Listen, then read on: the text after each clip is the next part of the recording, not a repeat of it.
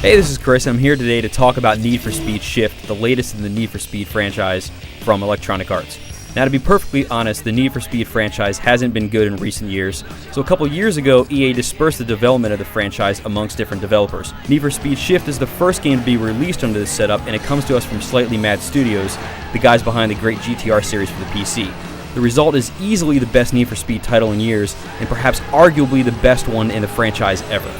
Go, have fun!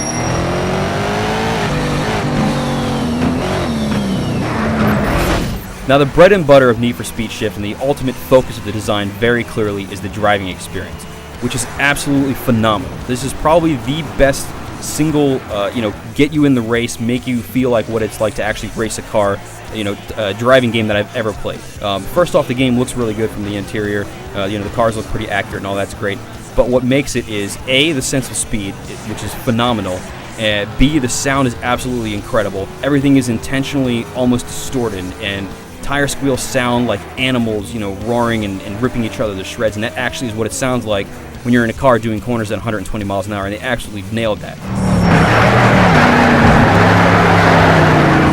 The cockpit it's a little dynamic in that when you turn, it'll, kind of move around a little bit. It gives you the sense of having inertia inside the car, which is awesome. Now, the driving presentation wouldn't be anything without awesome tracks to drive on, and you're going to get a whole lot of real-world things here like Laguna Seca, Nürburgring, stuff like that. The actual course layouts are very accurate in that, the roads you drive on and the size and all that is pretty much dead on, but the trackside scenery has been tweaked a little bit by Slightly Mad to make it more, to give you a little bit more eye candy. So these guys have basically said, we're going to make something that is realistic, but change it a little bit better for the gameplay, which is actually very cool.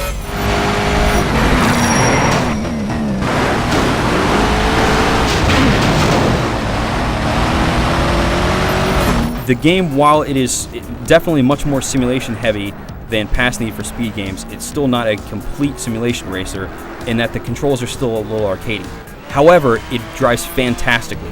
Slightly Mad made some very, very good decisions on how realistic the game would be versus how forgiving the controls are and that sort of thing, and they wound up with what is pretty much the perfect mix for newcomers to simulation racing in general, and then also people who are hardcore racing simulation fans like myself. Now, of course, you're not the only person on the track. There's a bunch of AI racers, and fortunately, the AI is very good in this game. They'll make mistakes. If you crash into them, they try to get revenge for you.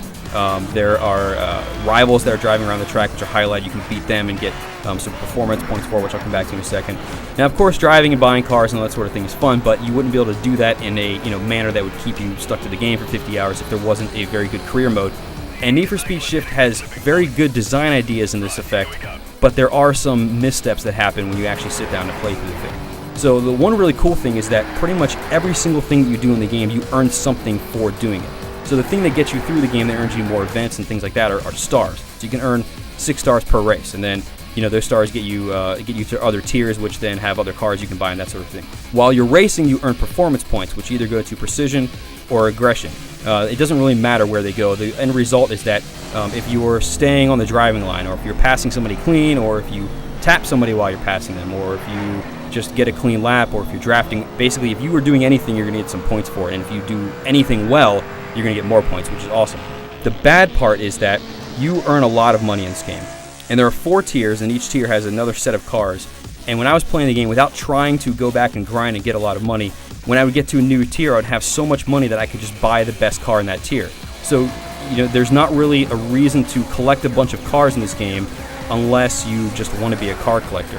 And, extending on that, which is sort of kind of in the same realm, is that the game is much more, even though you can choose which event you want to go to, it feels more linear than something like Forza or Gran Turismo. So the career feels kind of checklisty. It's like, have I completed this event yet?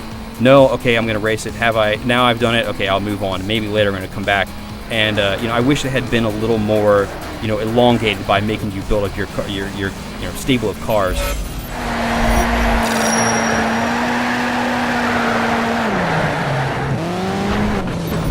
So in the end, Need for Speed Shift is very, very clearly the best Need for Speed game we've seen in a long time. And like I said at the beginning of this, possibly the best Need for Speed we've ever gotten.